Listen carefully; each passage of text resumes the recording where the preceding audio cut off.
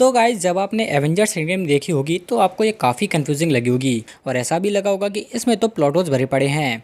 नहीं लगा तो कोई बात नहीं, क्योंकि मुझे तो लगा था, जिनके बारे में मैं आज भी सोचता रहता हूँ।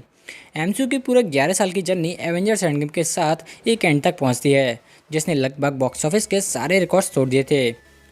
क्योंकि मूवी को कुछ घंटों में बहुत कुछ दिखाना भी था, इसलिए इसमें कुछ नहीं बल्कि बहुत सारे प्लॉट होल्स रह जाते हैं, जिन्हें फैंस आज भी याद करते रहते हैं। जिनमें से कुछ आपने भी देखे होंगे और कुछ मैंने भी देखे हैं। लेकिन आज मैं एवेंजर्स एंड गेम से रिलेटेड लगभग हर प्लॉट होल और मूवी एरर को एक्सप्लेन करूंगा। इसलिए गाइस देर ना करते हुए चलिए शुरू करते हैं।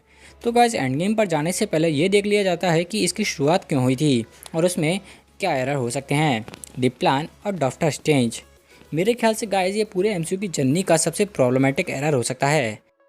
एवेंजर्स इन्फिनिटी वॉर में थेनोस की बैटल से पहले स्ट्रेंज 1,40,06,5 डिफरेंट पॉसिबिलिटीज़ को फ्यूचर में देखता है, जिसमें से सिर्फ एक बार हमारे हीरो जीत पाते हैं। जिसके बाद वो एक चुने हुए मूवमेंट पर थेनोस को टाइम स्टोन दे देता है, जिसमें उसके अकॉर्डिंग जीतने का सिर्फ एक ही रास्ता है। देखा जाए तो स्ट्रेंज का मूवमेंट स्कॉट लैंग के क्वांटम रियल की टाइमिंग पर डिपेंड करता है, क्योंकि उसे सिर्फ टोनी को बचाना और स्कॉट को क्वांटम रियल में जाने देना था। लेकिन ये काफ़ी बचकाना लगता है, क्योंकि स्कॉट को क्वांटम रियल से निकालने के लिए उसे एक चूहे पर डिपेंड रहना पड़ता है, और अगर वो चूहा बाई चांस ऐसा नहीं करता तो एवेंजर्स कभी टाइम ट्रेवल नहीं करते और ना ही सब कुछ ठीक हो पाता। और सबसे मज़ेदार फैक्ट कि रूसो के अकॉर्डिंग स्ट्रेंज ने ऐसी भी टाइमलाइन देखी थी जिसमें चूहा ऐसा नहीं करता। तो क्या स्ट्रेंज ने सचमुच यूनिवर्स की किस्मत एक चूहे के पैरों पर छोड़ दी थी? और अगर गौर से सोचें तो ये सचमुच दिमाग ख़राब करने वाला है, क्योंकि सच में स्ट्रेंज की जीत बस एक लग वाली बात थी।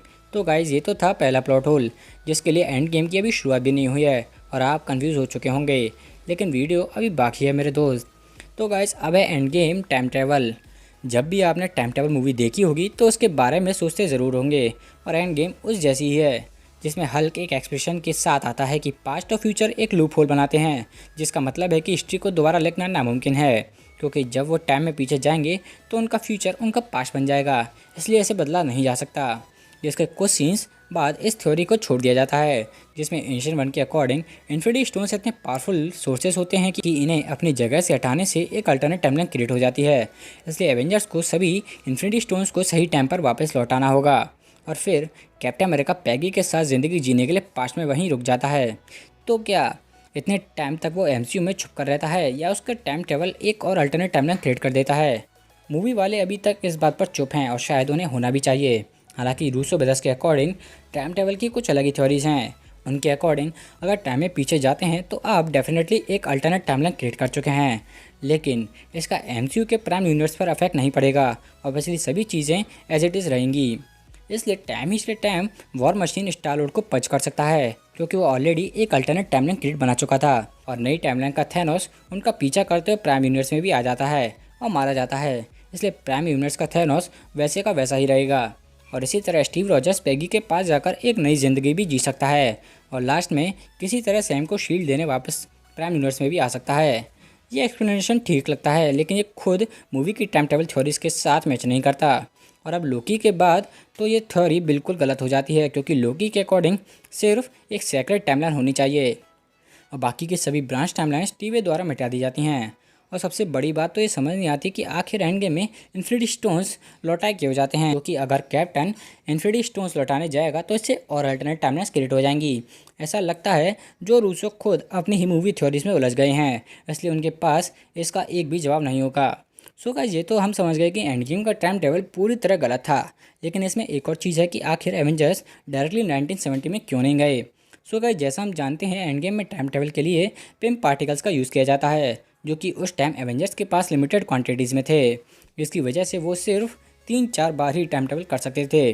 लेकिन अगर उनके पास पिम पार्टिकल्स की कमी थी तो वो डायरेक्ट 1970 में क्यों नहीं गए, या मिशन को 2 पार्ट्स में डिवाइड क्यों नहीं किया। पहला पार्ट जिसमें वो जितने चाहें उतने पिम पार्टिकल चुराने की कोशिश करते, और सेकंड पार्ट तो हम सब जानते ही हैं। यहाँ सबसे बड़ी एक्सप्लेनेशन ये है कि उन्होंने तब इसके बारे में नहीं सोचा, और वो सिर्फ मिशन पर फोकस रहना चाहते थे। इसलिए जब मिशन फेल होने लगता है तब उन्हें ये चीज़ याद आती है और वो उसका यूज़ करते हैं। सो गाइस टाइम ट्रेवल की गलती तो हो गई, लेकिन आखिर एवेंजर्स ने ईथर को इतनी आसानी से कैसे निकाला? थॉर द डार्क वर्ल्ड के अकॉर्डिंग एसगार्डियंस को भी नहीं पता था कि जेन फोस्टर से सेफली ईथर को कैसे अलग करना है। ये काम सिर्फ डार्क एल्फ्स जानते थे। इसे थॉर द डार्क वर्ल्ड में थॉर जेन को स्वाटाफार्म ले जाता है, जहाँ वो मेलेकिथ को एथर निकालने का मौका देता है, ताकि जेन के सेफ होते ही वो मेलेकिथ पर अटैक करके एथर को डिस्ट्रॉय कर सकता है। हालांकि एवेंजर्स एंड गेम में एवेंजर्स ईथर को जेन से अलग करने के लिए एक बहुत ही मामूली डिवाइस का यूज़ करते हैं, जिसका यूज़ वो सिर्फ थॉर के डिस्क्रिप्शन के अकॉर्डिंग करते होंगे, और सच में ये काम भी कर जाता है। तो गाइस, क्या सच में ईथर को अलग करना वापस रखना इतना आसान था, जिसके लिए मार्वल ने एक पूरी की पूरी मूवी वेस्ट कर दी थी? सो गाइस, ईथर तो हो गया, लेकिन कैप्टन ने टेसरक को कैसे वापस रखा होगा? क्योंकि एवेंजर्स इन्फिनिटी वॉर ये कंफर्म दिखा देता है कि टेसरक स्पेस स्टोन के लिए सिर्फ एक केसिंग टाइप का था, और मेरे अकॉर्डिंग एवेंजर्स एंड गेम में एवेंजर्स ने भी थैनोस की तरह टेसरक को तोड़कर ही स्पेस स्टोन को अपने गॉन्टलेट में लगाया होगा। लेकिन अगर उन्होंने टेसरक को तोड़कर स्पेस स्टोन निकाल लिया तो उन्होंने उसे लौटाया कैसे? तो क्या कैप्टन ने सीधे स्पेस स्टोन को 1970 में रख दिया होगा, जिससे एक नई टाइमलाइन क्रिएट हो जाएगी, जिसमें शील्ड को टेसरक की जगह स्पेस स्टोन मिलता है और उसका यूज़ अलग अलग तरीके से कर सकते हैं। सो गाइस, टाइम ट्रैवल के लिए इतना ही। लेकिन जैसा हम जानते हैं, टाइम मिस के बाद एवेंजर्स सब कुछ ठीक कर देते हैं और गायब हुए लोग वापस आना शुरू कर देते हैं, जिसमें क्लिंट के पास तुरंत लॉरा का फ़ोन कॉल आता है, जिसे देखकर आप सभी एक्साइटेड ज़रूर हुए होंगे। लेकिन आखिर लॉरा का फ़ोन वर्क कैसे कर सकता है? वैसे तो ये बहुत छोटी सी मिस्टेक हो सकती है, क्योंकि क्लिंट 5 साल से रोनिंग के करेक्टर में था, और एक करेक्टर इतना भी अच्छा नहीं है कि अपनी वाइफ के 5 साल गायब रहने पर भी उसके बिल जमा करते रहेगा। क्योंकि लॉरा स्नैप के 5 साल बाद जैसे ही वापस लौटती है तो वो तुरंत क्लिंट को फ़ोन करती है। तो क्या वो सच में फ़ोन का बिल जमा करता रहा होगा? ना, कुछ भी, मतलब कुछ भी। तो गाइस, लॉरा वापस आ चुकी है, लेकिन तभी दूसरी टाइमलाइन का थॉनस आकर उन पर हमला कर देता है और एक बार फिर लड़ाई शुरू हो जाती है। और यहाँ थॉर की बैटल एक बार फिर थॉनस से होती है, लेकिन इस बार थॉर के स्टॉर्म ब्रेकर की पावर में इतना डिफरेंस कैसे था? एवेंजर्स इन्फिनिटी वॉर में स्टॉर्म ब्रेकर का यूज़ थैनोस के खिलाफ सिर्फ उसे मारने के लिए किया जाता है। स्टॉर्म ब्रेकर में बायफोर्स को बुलाने की पावर्स थी, और शायद इसमें इतनी पावर्स तो होंगी कि ये किसी दुनिया के 2 टुकड़े भी कर सकती है, क्योंकि इन्फिनिटी वॉर में इसने सभी इन्फिनिटी स्टोन्स के एनर्जी ब्लास्ट का सामना किया था। और एवेंजर्स एंड गेम में थैनोस की स्वॉर्ड स्टॉर्म ब्रेकर के हमलों को आसानी से रोक लेती है। इसे दोनों मूवीज़ में स्टॉर्म ब्रेकर के पावर लेवल में ज़मीन आसमान का अंतर था। शायद स्टॉर्म ब्रेकर को मूवी की सिचुएशन के अकॉर्डिंग पावरफुल दिखाया जाता होगा, वरना नहीं तो मूवी में मज़ा कैसे आएगा? तो गाइस, एंड गेम की फाइनल बैटल तो एवेंजर जीत जाते हैं, लेकिन इसके बाद का एंडिंग सीन मूवी के कुछ सबसे ज़्यादा इंटरेस्टिंग और सबसे कन्फ्यूजिंग सीन्स में से एक है। जैसा हम जानते हैं कि कैप्टन को इन्फिनिटी स्टोन्स लौटाने का काम दिया जाता है, जिसके बाद वो अपनी बाकी की ज़िंदगी पैगी के साथ पास में ही गुजार देता है। लेकिन जब वो दोबारा वापस आता है तो वो लगभग अपनी पूरी ज़िंदगी जी चुका था और अब बूढ़ा भी हो चुका था। लेकिन वो अपने साथ एक सरप्राइज़ लेकर आता है। ओल्ड कैप्टन अमेरिका अपने साथ एक शील्ड लेकर आता है, जो वो सैम विल्सन फैल्कन को सौंप देता है।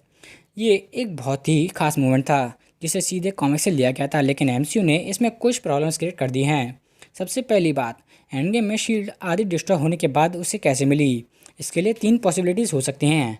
पहली, जिसमें वकांडेंस उसे एक नई शील्ड बनाकर देते हैं, जो वो सैम को देने के लिए आता है। दूसरा, स्पाइडरमैन होमकमिंग का एक ईस्टर एग हो सकता है, जिसमें हैप्पी ओकन के पास एवेंजर्स टावर से एवेंजर्स कंपाउंड ले जाने वाले सामान की एक लिस्ट है, जिसमें कैप्टन की एक नई शील्ड भी शामिल थी।